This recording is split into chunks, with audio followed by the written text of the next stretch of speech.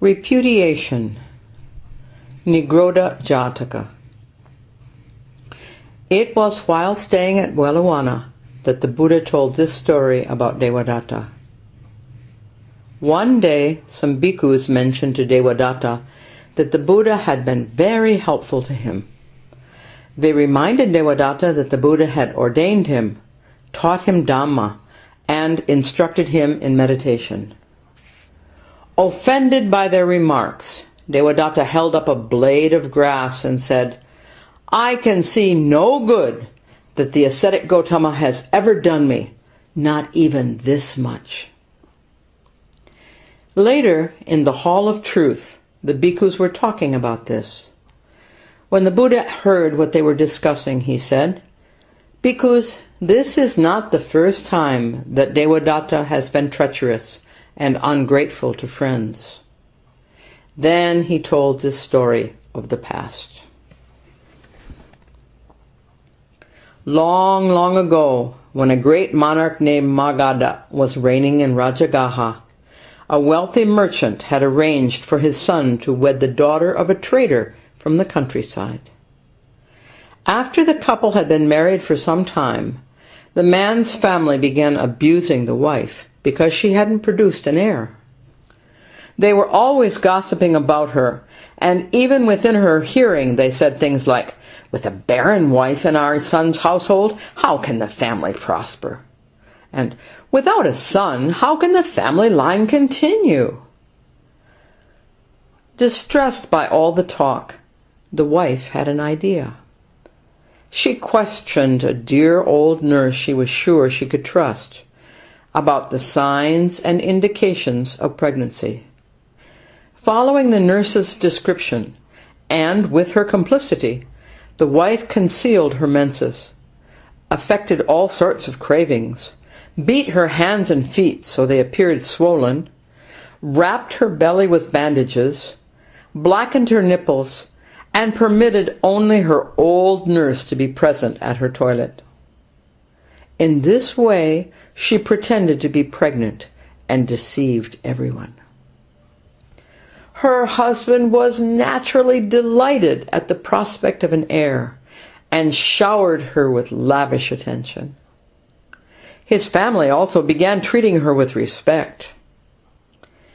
After maintaining the pretense for 9 months, she declared that she wished to return home and to deliver her child in her parents' house, as was the custom.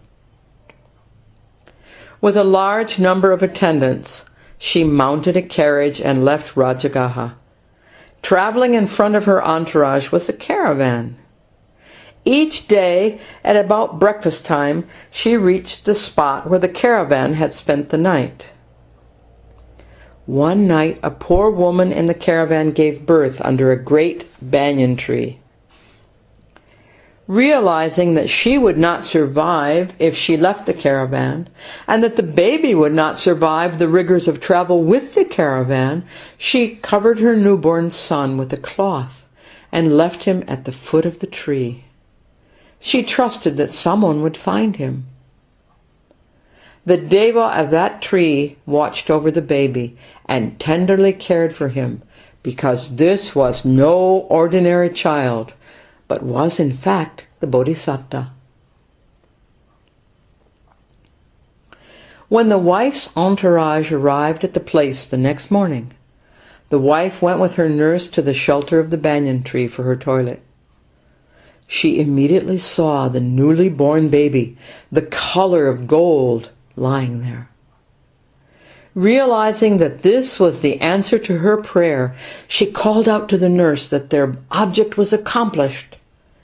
Together they hurriedly unwrapped the bandages from her belly, and when the wife was composed, she had the nurse announce that she had just given birth to a son. Her attendants erected a tent for her to rest in, and a messenger was sent back to Rajagaha with the news.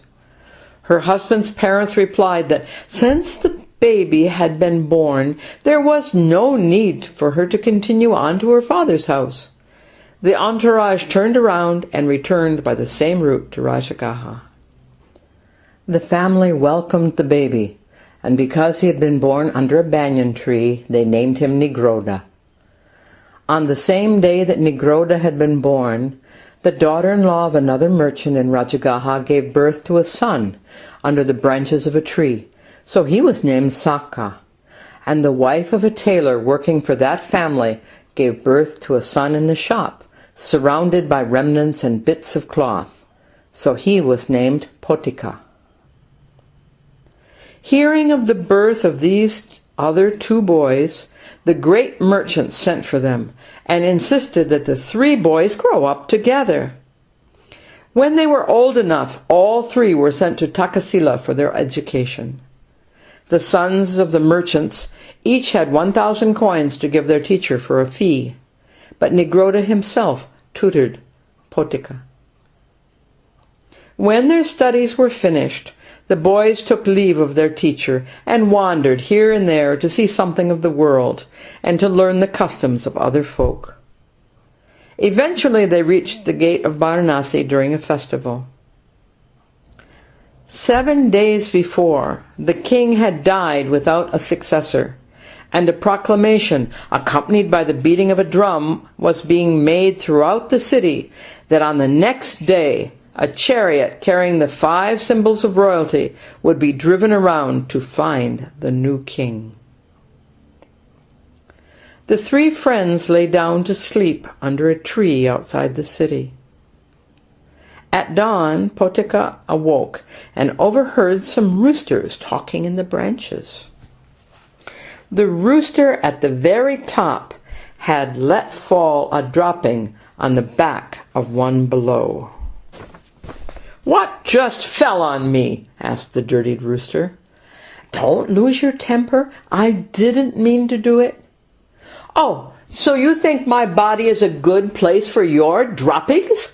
Obviously you don't know my importance." "Look, I said it was an accident. And what is your importance anyway?" "If someone eats me today, he will get 1,000 coins this very day. Isn't that something to be proud of?" "Pooh! Proud of a little thing like that? The man who eats my fat will become king this morning. The man who eats my white meat will be commander-in-chief. And the man who eats the meat next to my bones will be treasurer." Potika thought, 1,000 coins is a mere trifle. Best to be king. Silently he climbed the tree, seized the cock at the top, wrung its neck, kindled a fire, and cooked it under the tree. He gave the fat to Nigrodha, and the white meat to Saka, and he himself ate the meat next to the bones. When they had finished eating, Potika said, "Nigrodha, sir, you will be king today. Saka, sir, you will be commander-in-chief. I will be treasurer." They asked him how he knew this, and he told them what he had overheard. The 3 young men went into the city to visit a Brahmin and received rice porridge with ghee and sugar. They left the city again and walked to the royal park. In the park, Nigrodha lay down on a great slab of stone, and his 2 companions lay down on the ground beside him. At that time, the royal advisors were following the royal chariot around the city, and the horses headed toward the royal park.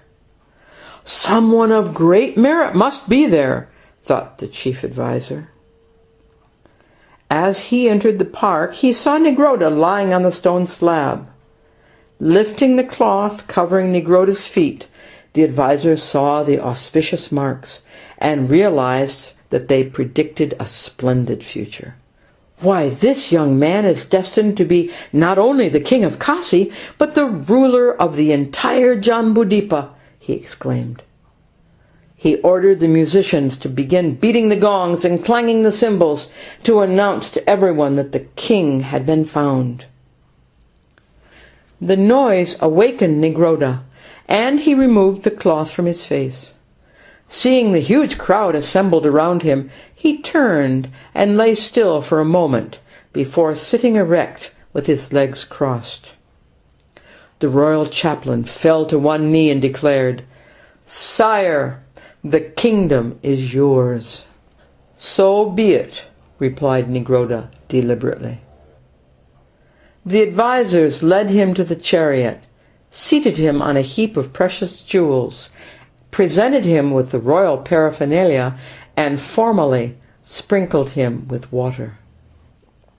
King Nigrodha immediately appointed Saka his commander-in-chief, and the three friends entered the city in great pomp.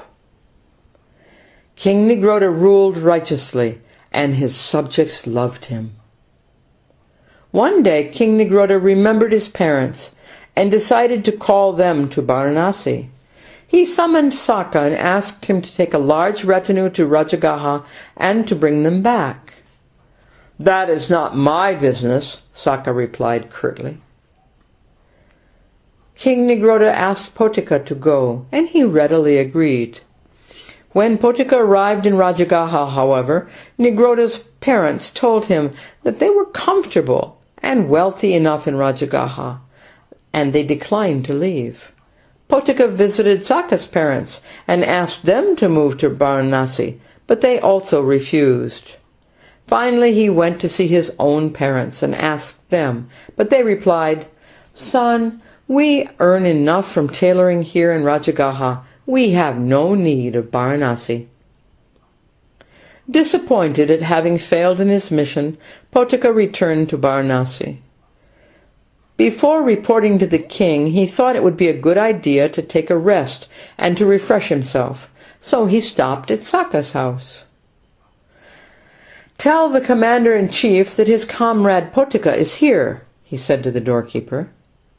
The man did so, but Saka, having conceived a grudge against Potika for giving the kingship to Nigrodha instead of to him, shouted, "Comrade indeed! Who is his comrade? That vulgar, low-born son of a tailor! Throw him out!" Guards seized Potika, beat him, and kicked him. Then, taking him by the neck, they threw him down the stairs. Even though it was through me that Saka gained his position of commander-in-chief, he treats me like this, Potika thought as he lay at the foot of the stairs. He is thoroughly rude and ungrateful. At least Nigrodha is a good, wise, and agreeable man. I will go to him now. Bruised and battered, Potika picked himself up and went to the palace. He sent a message to the king that Potika, his comrade, had returned and was waiting to see him. The king asked Potika to come in immediately, stood as he approached, stepped down from the dais, and embraced his friend warmly. He called his servants and ordered that Potika be bathed and shaved, and that his injuries be looked after. He presented his friend with a handsome set of clothes, and invited him to eat at the royal table. As they talked, King Nigrodha asked about Potika's parents, as well as about his own. He expressed disappointment that none of them had chosen to move to Varanasi, but he was gratified to learn that they were all well and contented in Rajagaha. In the meantime, Saka realized that he'd better hurry to the palace. "Potika is angry, and is bound to slander me to the king," he thought. "If I am there, maybe he will feel too intimidated to say anything against me." Saka arrived at the palace and stood by the king, but Potika was undaunted.